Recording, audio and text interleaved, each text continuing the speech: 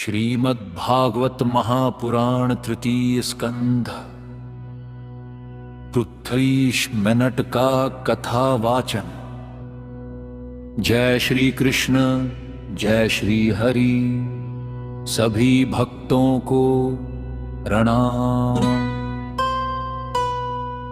आज हम सुनेंगे श्रीमद्भागवत महापुराण के तृतीय स्कंद की पावन और दिव्य कथा।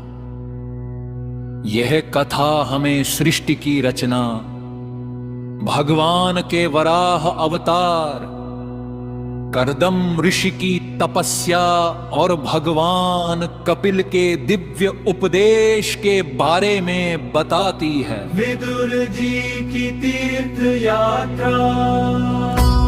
महाभारत के बाद जब कौरव वंश का अंत हो गया, तब महान धर्मात्मा विदुरा ने संसार के मोह को त्याग दिया।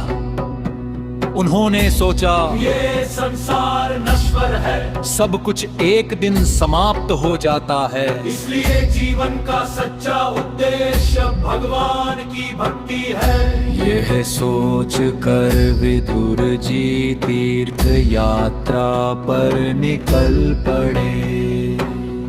वो अनेक पवित्र स्थानों पर गए और अंत में उनकी मुलाकात महान संत मैत्रेय से हुई।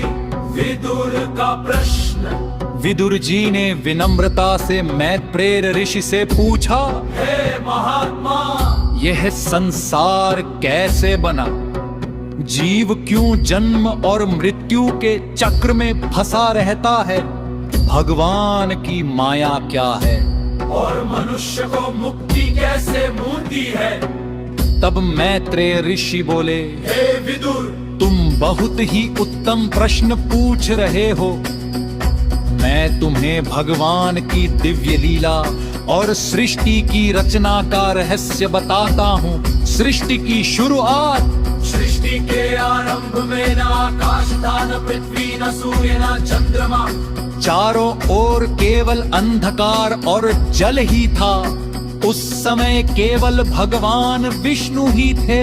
वे क्षीर सागर में योग निद्रा में विश्राम कर रहे थे। उनकी नाभि से एक दिव्य कमल प्रकट हुआ। उस कमल पर प्रकट हुए ब्रह्मा जी। ब्रह्मा जी की तपस्या जब ब्रह्मा जी प्रकट हुए तो उन्हें समझ नहीं आया कि वे कहाँ हैं। उन्होंने चारों ओर देखा पर उन्हें कुछ भी दिखाई नहीं दिया। तब वे उस कमल के डंठल के भीतर प्रवेश कर गए, लेकिन वहां भी उन्हें कुछ पता नहीं चला। अंत में उन्होंने ध्यान और तपस्या करना शुरू किया।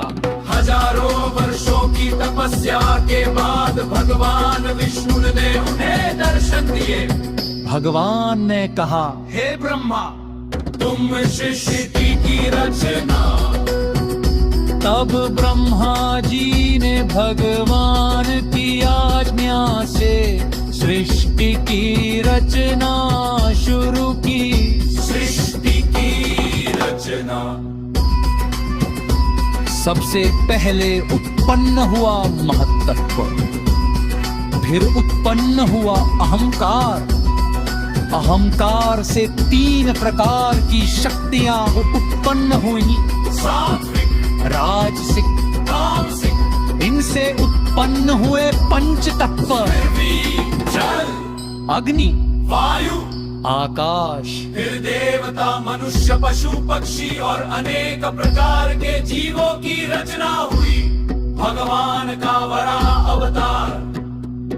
एक समय पृथ्वी समुद्र में डूब गई। देवता बहुत चिंतित हो गए और उन्होंने भगवान से प्रार्थना की। अब भगवान विष्णु ने वराह अवतार लिया। भगवान वराह का शरीर पर्वत के समान विशाल था। उन्होंने समुद्र में प्रवेश किया और पृथ्वी को अपनी दांतों पर उठाकर बाहर ले आए। हिरण्याक्ष का अहंकार। उसी समय एक शक्तिशाली दैत्य हिरण्यक्ष वहां गया। हिरण्याक्ष बहुत घमंडी था।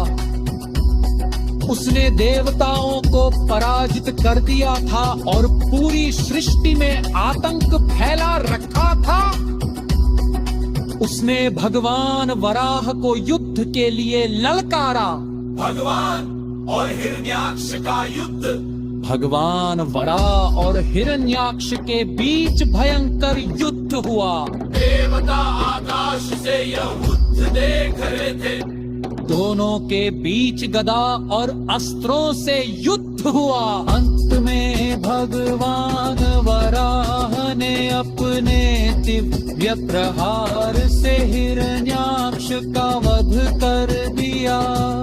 देवताओं ने भगवान की स्तुति की और पूरी सृष्टि में आनंद छा गया। कर्णम ऋषि की तपस्या। ब्रह्मा जी के पुत्र कर्दमा मुनि ने कठोर तपस्या की। उनकी तपस्या से प्रसन्न होकर भगवान विष्णु में प्रकट हुए। भगवान ने कहा, तुम्हार गिने के और तुम्हारे हर में स्वयं पुत्र दूत में यज्ञ लूंगा। उस समय बाद अपने के देवहोदे आप विवाह कर्तम ऋषि से करता देना। भावुता होते ही दूती फ्रितार से आभारी थे। उन्होंने पूरी श्रद्धा से अपने पिता के सेवा की। गिरिमान और संसार की यात्रा कर्दम ऋषि अपनी योद शक्ति से एक दिव्य उड़ने वाले महल बना देगा। इस महल में दे देगा भूति बोने धर्मलेख भूमिया स्वर्रे और पन्ने दिव्य लोग उन्हें होते हैं। समझ पाने पर भूति ही कर साफता हुआ बिना कांच होता है। भगवान कपे साकी परशंते परर्पक माने जाते हैं। कर्दम ऋषि करने तपस्या करने कपीता गए हैं। देवभूति पादुष एक तू देवभूति मातृ पुत्र कपी सीता हे प्रभु ने संसार के